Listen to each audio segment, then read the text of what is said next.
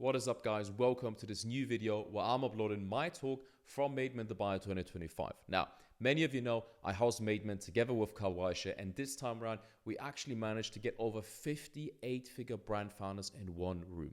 This is as high caliber as it gets in the D2C space, and I was so excited to present my new playbook, the D2C Profit Playbook. Now, I spent the whole year leading up to the event creating this playbook, no joke. And it actually includes the 5 biggest levers that I personally see right now for high 7-figure and 8-figure brands on Google Ads. This is no basic stuff. This is advanced stuff when you're already hitting 100, 200K ad spend per month, how to reach the next level. We break down some very hot topics like advertorials with Google Ads in great depth, demand gen or YouTube Shorts ads, seasonality adjustments, using things like the labelizer and new customer optimization. So this is for all of you out there who are already running successful Google Ads and you want to take it to the next level, or you have a very strong channel like Meta and Google hasn't been taking off. And a quick side note, this is particularly interesting for direct response brands who've tried standard Google Ads approaches and different agencies and it hasn't been working. In this video, I will actually speak about some very crucial things that you have to do as a direct response brand if you want to be successful with Google Ads. So with that being said, let's get right into it. All right, what's the source of Made Men? What's actually making this event good? And every single time we run this exercise, we come to the same conclusion, right? It's not the location, it's not the buy, it's not the restaurants, it's not the celebrity guests. The thing that makes Made Men special is you guys, is the audience. It's a curated process of letting in only accomplished people that know what they're doing, absolute heavy hitters, what's making this event special. And it's obviously an honor to do that, and it's a beautiful thing to bring people together of that caliber, but at the same time, it's also a massive challenge for us, the hosts and speakers, because we know you guys are coming for value, right? You're not coming for beginner stuff, and we have to deliver. Now, myself, I've developed a formula over the years that helps me do this. And it has a lot to do with my day-to-day life, because as most of you know, I own a brand and an agency. And I speak to about 47 and 8-figure D2C brands every month, right? They come to me, I order the Google Ads account, I see exactly what's working for them. And I honestly think that I've got a pulse on this particular ad channel, Google Ads, like no one else, because I see exactly what's working for the people that are crushing it, and I see what people are doing that are failing. To give you an example, I spoke to a supplement brand about 3 weeks ago, the most saturated supplement you can imagine. I'm talking creatine level, yeah? And they're printing 300-400K new customer revenue just with advertorials on Google Ads, just Google Ads, right? Very, very advanced. About a month ago, I spoke to a brand, a 9-figure brand from the US, just burning 50K on branded traffic. So I see both sides of the coin, so what's working and what's not working. And what I like to do for these talks is I like to take all that input, put it into one nice, big, neat document and break down the biggest levers for you. And what I will do today is I will focus exclusively on the high-level perspective, the why you should do these things. But I will also give you this framework that I've been working on for the past few months, which includes a detailed SOP breakdown for every single step. So if you see anything in this presentation where you're like, I need to do this, you'll get the presentation after the talk. You can just send it to your team. It'll include a step-by-step detailed breakdown. You get to see my face for 2 hours talking, and they can implement it for you. So with that being said, let's jump right into the first point of this. And the biggest lever, in my opinion, right now on Google Ads that most people are not using is advertorials. Now, most of you are already using advertorials and you're familiar with what they are. But what makes them so special with Google? Why should you leverage them together with Google Ads? And that has all to do with the awareness stages that we all know, right? Going from unaware all the way to most aware. So, where most people run the ads is the most aware stage, right? Buy anti-aging cream, buy t-shirt. This is where you would expect the highest conversion, the highest profitability. And I'm sure many of you have actually run search ads thinking, hey, this is super relevant. If someone's looking to buy my product, they'll go for it. And I'm sure many of you have actually succeeded in getting conversion, but it wasn't profitable. And the reason for that is that it has become insanely competitive. Everyone's trying to advertise in the most aware part of this funnel, and it just leads to very high CPCs, very high competition, and comparably small audience size, right? Say, for example, I bid $1.52 on a keyword, you bid $1.60, you bid, I don't know, 180, And within 1 year, we're at $2. And this keeps going. So it's becoming very, very difficult to be profitable in this part of the funnel. Now, what you should do instead is you should run your search ads here, the problem aware stage, where people haven't decided on a product yet. The reason why this funnel stage is still a blue ocean is because it doesn't convert well with PDPs, right? If someone's looking to solve a problem, you can't send them to a PDP. It's too early. You need to take them along the journey of, hey, this is your pain. Look at this guy, he solved it. That's how he did it. That's the product, that's the story. There you go, conversion. So PDPs don't work that way, but advertorials do, meaning you can connect to that stage. And most importantly, in this stage, you have much, much lower CPCs. You have huge audience because everyone's having problems, and you have much lower competition. So that is primarily the reason why you should run advertorials on Google, is because they're unrivaled when it comes to new customer acquisition in a profitable way. Now, to give you an example, this is what a typical search ad will look like with advertorials, right? If you have, for example, a very bottom funnel keyword like best cream for wrinkles, you'll have a $2.40 CPC, whereas a problem-aware query like how to reduce wrinkles will be $1.50. And you pair that with a good CVR of like 5%, which is totally realistic for advertorials, I'm sure you guys know. This will result in much, much higher profitability on the front end, which is what we all really need. Now, the second reason why I think you should start using it is the stability it offers, right? Because if we go for a very bottom funnel query again, we see a lot of fluctuation.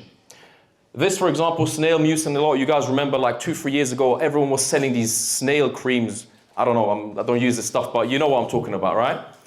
And everyone started advertising here, where the demand was at its peak. Now guess what? 2025, the demand is down here, but the competition is still here. Everyone who started making money in 2023 is still trying to make money. They're holding on to that, right? So that's who you're competing with. A lot of competition and small audience size. However, if you go to something that is more upper funnel, you have much more stable search volume because problems are universal, right? 2021 to 2025, same amount of people are trying to reduce their wrinkles. Probably same like a 91. So that means if you're able to connect to such a query and convert it, it will work for a very long time, as opposed to something that may be in hype, right? So they offer supreme stability because, again, the awareness stage. And lastly, I would say it's just a huge moat around your business, right? Because most of you who've already cracked advertorials, you know it takes at least 6 months to get to the point where you can churn out bangers one after the other, right? You need to get everything right, the AI prompts for copy, the tracking infrastructure, you need to run tests, you get sued, like compliance stuff, all these things, your media buyer needs to get used to, you know these things, right? So it takes a long time till you get into the point where you can like bang them out one after the other. So that in itself is already a huge moat. You're already 6 to 9 months ahead of the competition. And that's why I would highly recommend getting into it, because you'll be in a castle, they'll be on the other side, and you've got this big, beautiful moat in between you. And that will protect you for a very long time.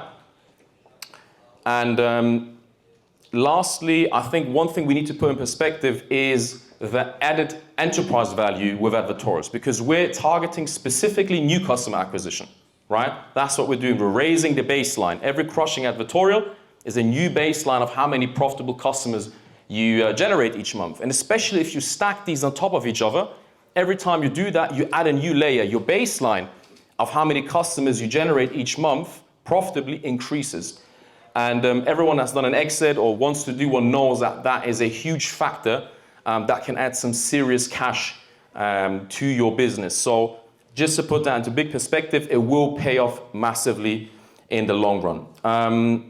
All right, so yeah, as I mentioned, there's a full step-by-step guide. I explain exactly how to take the creative and turn it into keywords, how to brainstorm them, everything. All of this will be included here in this framework, including some examples. I hope I don't have anyone's actual advertorials in here. Maybe Harvey, I got by mistake taking one of you, but we'll see.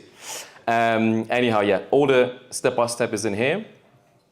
And that brings us to chapter number 2, what I call algorithm maxing. So, what we're speaking about here specifically is an optimization called seasonality adjustments. And what that consists of is basically you directing and controlling how much budget is spent every day without actually changing the daily budget.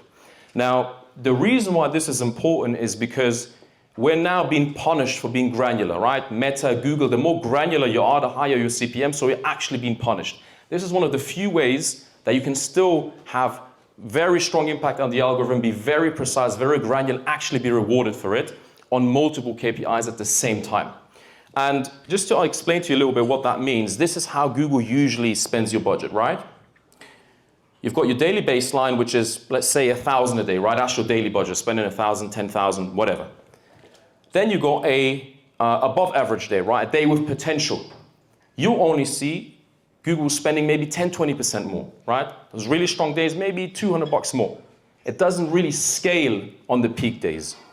And vice versa, on the weaker days, it doesn't cut the budget. Maybe 100 to 200 less is what the reduction will be, but it will not do what your media buyer does, which is, okay, there's a peak day, let me go in, let me double, let me triple the budget, let me try and have a record day. It won't do that for you. And the reason why it doesn't do that, I believe, is because if you as a brand owner look into your ad account and you see like minus 80% spend, you're definitely going to troubleshoot.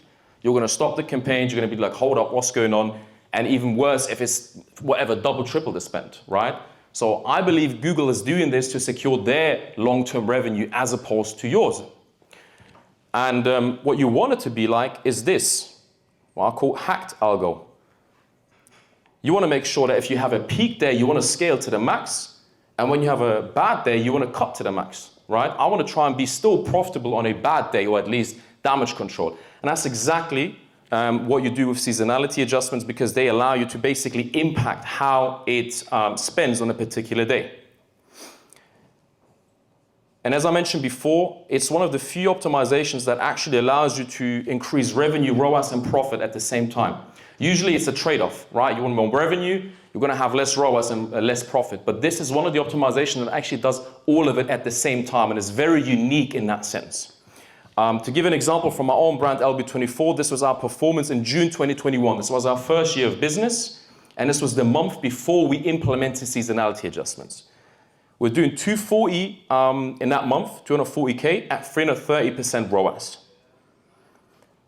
Beginning of July, we implemented seasonality adjustments, and we actually hit 352K, so over 110K more at a higher ROAS. So simultaneously increased revenue, ROAS, and profit, which is something that's very difficult and very rare to do. So I highly recommend you guys jump on it, and this is the only thing that I will briefly explain the methodology. It's basically, you need to check your days and you need to see, okay, what are my peak days, like typically over a year? What are the days where I've got the most revenue and the highest profit? Like for us, for example, is Monday. Out of all days, that's the day where we have highest revenue and highest ROAS. Wednesday, for example, is really, really shit. We have almost the same spend, but a lot less revenue. You want to identify those points, and then you want to implement the seasonality adjustment, which again, will be explained here at full length in the entire framework. And I think one thing that's very important to mention here is the edge it gives you, because I honestly ordered maybe 300 to 400 accounts per year, and I see less than 5 people doing it every year. And especially at your guys' level, when you're already maxed out, when you're already peaked out, I know you all got that one competitor you really, really hate. There's a high chance they're not doing it. And these small tweaks will put you ahead of them, especially in the long term. All right, now moving on to chapter number 3, which is PMax campaigns. I think this will actually have the biggest impact for most people here, because PMax campaigns makes the lion's share of revenue for most people. And what we're talking about here is called an optimization called the labelizer, which is in essence a product bucketing system that allows you to group together products that are doing very well, high performers, mid performers, and low performers, and do that in an automated way. Now, the standard setup that most people have is this. You got your all products, and then you got your top performers, right? So whenever a product does really, really well, we just pull it over to the top performers and you scale it a little bit. While I think it's a good thing that you're isolating top performers, this system does have a few flaws. For example, all products will have stronger and weaker products together on one campaign. So what will naturally happen is that the stronger products will overpower the weaker ones, dragging budget from them. So the weaker ones, they're slowly dying, turning into zombies. The stronger ones, on the other hand, they have to deal with a lower ROAS and budget target, because obviously you need to go in the middle, so the low ones get spent as well. So they kind of like being held back as well. And the way you can imagine it is having like a football team where you put juniors and seniors together, all right? The juniors will get crushed and the seniors will be bored. So that's exactly what happens when you're doing all product setup. Now, what you should do instead is this. You should have a hierarchy of different performance buckets, right? For example, you've got your low performers, you put on a low budget, a low ROAS target, you keep them going, you optimize them, right? What's the root cause? Why is this a low performer? Is the product shit? Kill it. Is it the bidding? Is it the offer? You can work on it. You can isolate the issue and try and fix it. Mid performers, on the other hand, you want to keep them on a solid level. Maybe you're aiming for whatever, 10, 20% improvement, quarter on quarter, whatever. Just want to build that strong backbone. And top performers, this is obviously where you scale, high ROAS target, high budget, and just go ham. The magic behind this is actually in these dotted lines, because it's the system, the rules and automations behind this optimization. And what they do is, number one, they analyze your data every week. Automatically, all the data gets pulled and it analyzes every single product you have. Second of all, it recategorizes the products, right? So if you had a product that was a top performer, and in that week it starts falling down, it's now a mid performer, it will be automatically categorized as such. And in the last step, it will be reallocated to that bucket. So what that means for you, if you have a mid performer that suddenly starts doing really, really well, instead of missing it, it will be automatically moved to the top performer campaign. And if you have a mid performer that starts to waste budget and is not doing so well, it will automatically move to the low performers, which overall just increases efficiency, allows you to scale faster, spot winners faster, and just, in my opinion, is the best setup for any brand with more than 20 SKUs. Right. This is an example here again of our brand.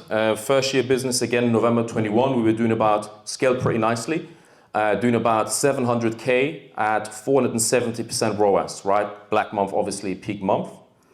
And a year later, we implemented the labelizer in around January. We were 1.8 million and 650% ROAS. So, almost a 3x that we did in that year. And significant increase in ROAS. And while I'm not going to say that this is purely due to this optimization, it certainly wouldn't have been possible without it, because we have 2,000 SKUs and there is no way that I can keep track of 2,000 products and scale every single one of them, right? And that's exactly what this system allowed me to do. All right, so moving on to the last chapter that I will cover here today, demand gen. Now, as for a definition, demand gen is basically a new format, a new campaign format that Google released just over a year that focused primarily on YouTube short form, allows you to target that, right? We all remember YouTube short form, whatever, 2-3 years ago, it started popping up. We all knew immediately what was going on. We all knew they're targeting, basically challenging Meta's short form content, right? And demand gen is a campaign type that allows you to target this particular format. And why do I think you should start using it? It is because it's a unique opportunity that we're all familiar with. What we have right here is the standard strategies that most ad platforms use when they monetize, right? You've got phase one, where you're basically just wanting people to adopt the tool and you're building your user base. There's no monetization, right? You just want to bring on people onto the platform. Think TikTok, for example. There is no monetization and you're just trying to get the users up. Phase number two is when you start monetizing. This is when basic ad features get released and the CPMs are extremely low, right? We'll remember with TikTok, people were getting 800, 900, 1000% ROAS, crazy values. Everyone was jumping on it. And what they're trying to do here is they're trying to bring in all the advertisers, right? TikTok, year two, all the big companies had TikTok budgets all of a sudden because they knew, hey, this is an opportunity that we need to get on top of. And after that, you go into scaling. This is when the CPMs go higher, which happened with TikTok. And at some point, you reach phase four, which is stabilization. This is where the platform's at right now. You've got the Q4 peak, the Q1 low, etc.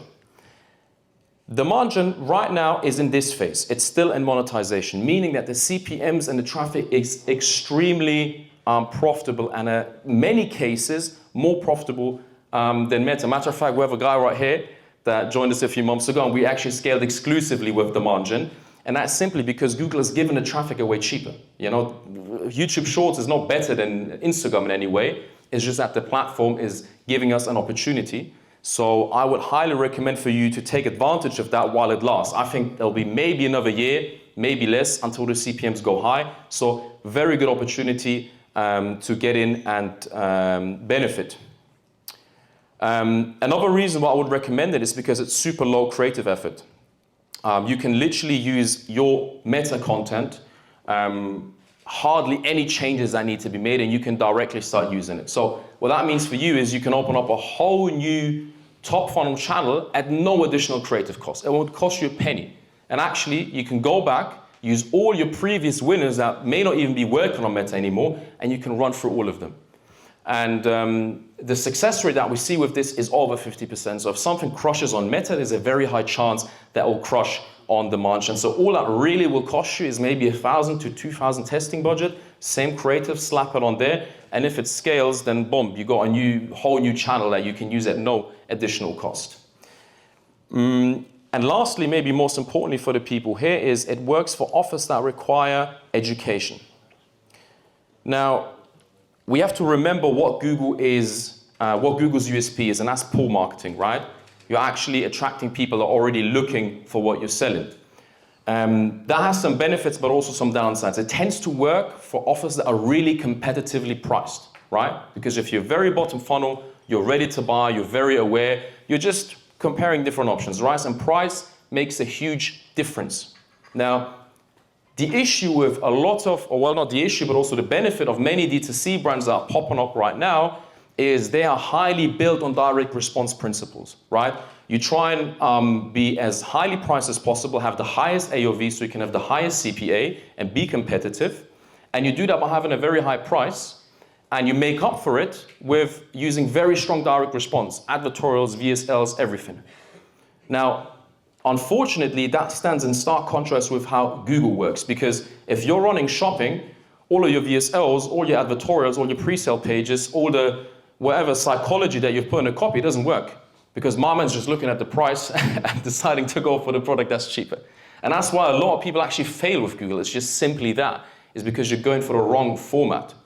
And that's why I think demand gen is so amazing, because all your benefits, everything that you weave into your marketing and into your product, you can communicate that, right? You've got video, so you can actually tell people the story, you can leverage VSLs, all these types of things. And whenever we work with a supplement brand, a skincare brand, anything that requires a lot of education, this is our first go-to. We don't even bother going into shopping. We do straight advertorials and demand gen. And yeah, that's what really works best for us. Again, full step-by-step guide here on how to approach this that you can send directly to your team. And yeah, we got a fifth chapter that I'm not going to cover because it's super boring. But again, you guys will have access to this so you can tap into everything. And yeah, I'll send this into the group after the talk. And that's it from my side. Thank you, guys.